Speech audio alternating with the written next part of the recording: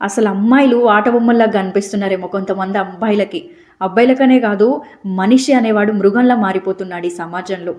ఈ యొక్క సంఘటన ఇప్పుడు సీసీటీవీలో చూస్తున్న సంఘటన వికారాబాద్ జిల్లా సాయిపూర్ అనే ప్రాంతంలో జరిగింది. ఆ దరిద్రుడు ఎవరైతే సీసీ కెమెరాలో కనిపిస్తుండో ఆ దరిద్రుడి పేరు పరమేష్. అనుష అనే అమ్మాయిని లవ్ మ్యారేజ్ చేసుకున్నారు. ఎంతో ఘనంగా పెళ్లి చేశారు ఒప్పుకొని. తర్వాత మార్చిలో పెళ్ళైన తర్వాత 6 నెలల వరకు బానే ఉన్నారు. రీసెంట్‌గా 4 గోడల మధ్య గొడవలైతే జరుగుతా ఉన్నాయి. ఏది? కట్నం గురించి. కట్నం తీసుకురాపో అని గొడవలైతే జరుగుతా ఉన్నాయి. పాపం ప్రేమ పెళ్లి కాబట్టి అటు అమ్మా నాన్నకు చెప్పుకోలేక 4 గోడల మధ్యలోనే నలిగిపోయింది అనుష. తర్వాత 4 గోడల మధ్య గొడవ కాస్త బయటకొచ్చింది. ఇప్పుడు మనం విజువల్స్‌లో చూస్తున్నట్లయితే ఆ దరిద్రుడు ఎలా చేస్తున్నాడో చూడండి. రోకలి పక్కన ఏదైతే రోకలుందో రోకలు తీసుకొని బాదుతా ఉన్నాడు. అరే అది ఆడపిల్ల అనుకుంటున్నావారా? ఒక బొమ్మ అనుకుంటున్నావా నువ్వు? చుట్టుపక్కల గూడా ఎంతమంది వచ్చి ఆపినా గూడా వాడు ఆగట్లేడు.